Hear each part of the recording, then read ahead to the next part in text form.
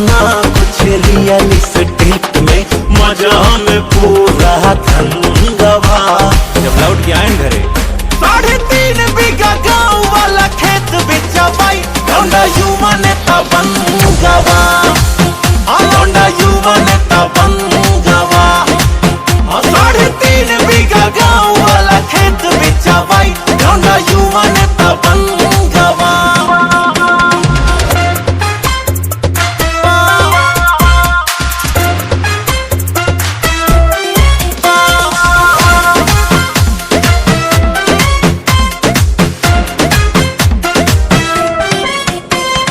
घर से निकलाई पहिर के कुर्ता, गाड़ी भागई फास्ट में, राती लौटे पूड़ी खा के पुड़िया ही से लास्ट में। घर से निकलाई पहिर के कुर्ता, गाड़ी भागई फास्ट में, राती लौटे पूड़ी खा के पुड़िया ही से लास्ट में।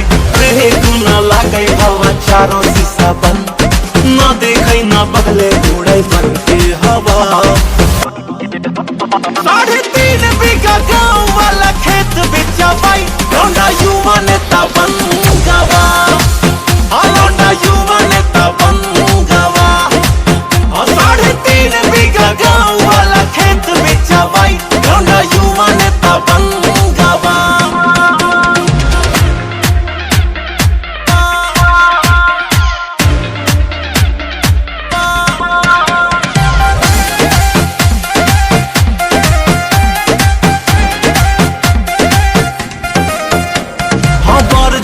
रोजै कंघी देखा लागे पारे में, शाम होते ठीका के आड़े बहक लागे कारे में।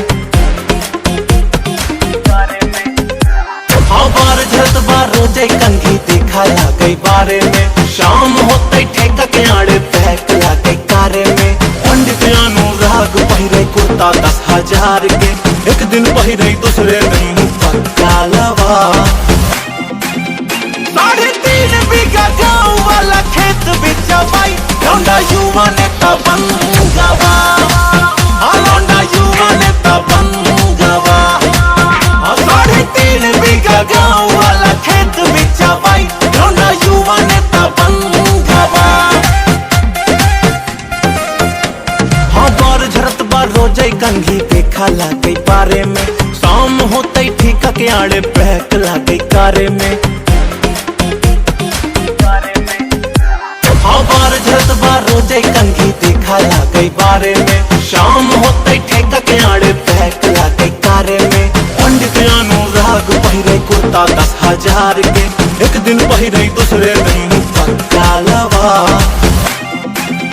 3.5 बीघा गाँव वाला खेत बेचवाई, लौंडा युवा नेता बन गवा। लौंडा